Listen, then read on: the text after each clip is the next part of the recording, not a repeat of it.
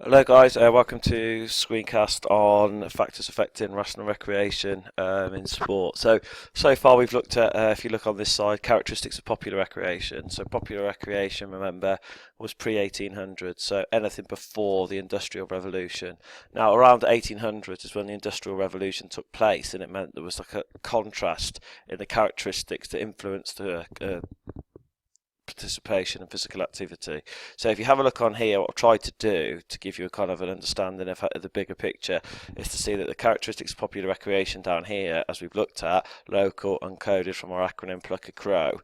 That Plucky Crow is huge because that is going to be the kind of the pivot point by which we remember the characteristics for rational recreation, because they basically are the opposite. So you're basically chunking a lot of information from that first ever acronym Plucky Crow. From that, everything's going to have a kind of contrasting characteristic that you'll be able to hook from the initial acronym. So if we start here then, so characteristics of popular recreation. Rational recreation is different because of all of the things that Industrial Revolution brought about. Okay, so we've gone from kind of agricultural work to kind of factory work. We've gone from local pastimes for the lower class to now the opportunity to travel further due to the introduction of railways. So what if I go through quickly? First characteristic of popular recreation was local. The core down notes I need you to make is based around rational recreation. So local now turns to regional, national and international. So recreations that were rational, rational means rationalised, okay, so basically they have kind of some kind of codification. It became regional, national and international due to improved transport. Now the key transport improvement was based upon the railways. Okay, so railways meant people from all classes could travel all distances. Okay, so basically there was even things such as third class rail tickets, which meant the real lower class could actually travel. Another thing, it went from from uncoded to codified. Now codified, the reason why this happened is because at the same time as rational recreation was booming and the Industrial Revolution was booming, the parallel kind of thing we have to look at are public schools. Now last year you looked a bit at public schools, and basically what happened was that public school boys had a massive involvement in the kind of organisation of governing bodies for sport, and also they started to really influence rule books. So instead of being uncoded, it was now codified due to the improved business and administration skills that the public school boys developed when going to university. So we'll look later, but you know, things such as the FA, RFU, all of those governing bodies came about as a result of public school boys. So moving on then. For courtly popular, we talked about this feudal two-class society in popular recreation. Now, due to this kind of emergence of kind of factories, there is now a three-class society, and this is due to the emergence of the middle class. Now, the middle class, remember, are not the aristocracy; they're not the people who are born into money. We now had this kind of boom of entrepreneurs, the middle class, who would start to build their own factories. And therefore, there was a third class. So we had this middle class, which kind of they were still kind of certainly didn't play the same way that lower class played, and they played with a kind of moral code, which we'll have a look at a little bit later. Now, it went from irregular in popular recreation to now being regular. Okay, so the reason why activities became more regular is a reduction, basically. We'll look at this a little bit further when we look at the Industrial Revolution, but there's a reduction in working hours from kind of 72 hours to kind of 52 hours per week. And the reason, the key difference was this Saturday half day. Now, usually it'd be working all the way through the week. Now you had a Sunday, and also the particular kind of act that happens called a factory act was the Saturday half day. So that meant that now people were free to do stuff on a Saturday afternoon. Now you might start to get the kind of understanding here that if you think about now, Saturday half day, what's played on Saturday afternoons, or traditionally has been played on Saturday afternoons. You might think of things like football, rugby, and that's when they took place, was basically the majority of teams that took place were actually factory teams or church teams. Okay, so we'll look at that a little bit more. Now, so we've looked at that, it's gone from irregular to regular. You need to know the reason why, the social and cultural factor why, is because you had increased free time, for example, Saturday half day.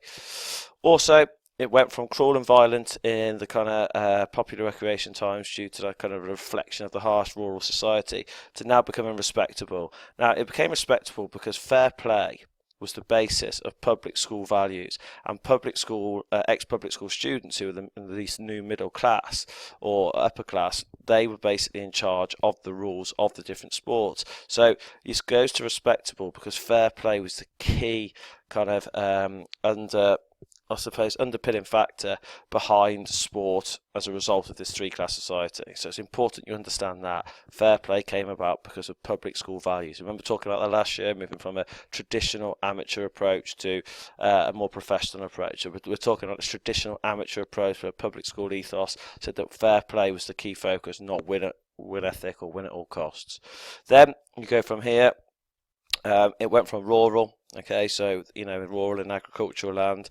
It then went to urban and suburban, okay, so this was due to the Industrial Revolution urbanizing towns and cities.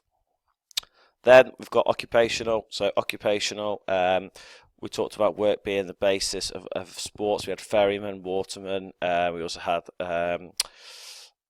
we looked at kind of how the runners and how they work from one place to another. So we're looking at occupational specifically here. Now what we're talking about is occupational. Instead of being work, it still happened. You still had this patronage aspect to it, but now it was industrial patronage. And the key difference now between the occupational that used to happen and the occupational now was there was a massive distinction, and there was a kind of the Industrial Revolution and rationalisation of sport brought together this concept of professionalism. So rather than patronage, which there was some patronage, professionals were now kind of commonplace, but commonplace in the way that they were always lower class. Okay, so there was two ways that people played sport. The upper class and the middle class played as gentlemen amateur. So remember we talked about that gentleman amateur ethos last year. Now it was kind of, that's how they took part. They played for the love of the game. Okay, it was kind of, they did not want money. Okay, they played fairly, and they played without any kind of win ethic really. Professional, on the other hand, was based around the lower class participation.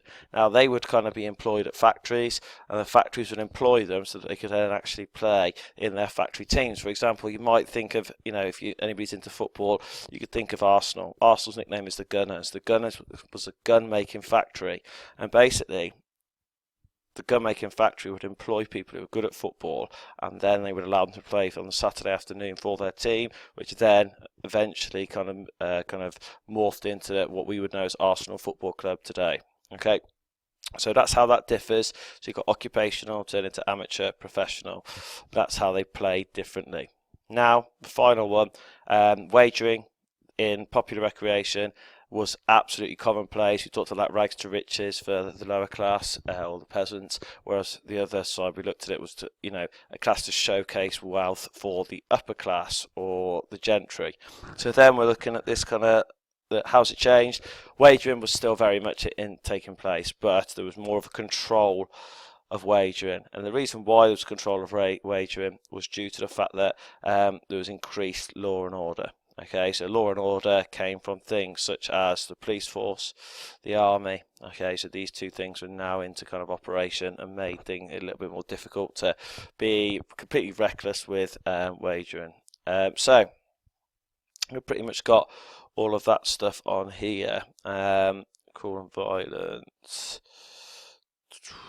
Another thing you can put in here, actually, if you want to just go back up to here, cruel and violent, it became respectable due to the kind of fair play ethos kind of promoted by the public schools, but also there was the kind of introduction of kind of bodies such as the RSPCA, which stopped animal cruelty. So remember we said that a lot of the betting and a lot of the activities were based around like bear baiting or animal cruelty. This stopped due to the kind of, or certainly prevented due to the introduction of the RSPCA. Okay, so the key characteristics, we basically, the way I look at it is if you know Pluck a Crow, what we've got to get used to is knowing that these now are your characteristics for rational recreation, post 1800s, and then we need to know the social and cultural reasons why. Can you make sure you have your call-out notes will be these.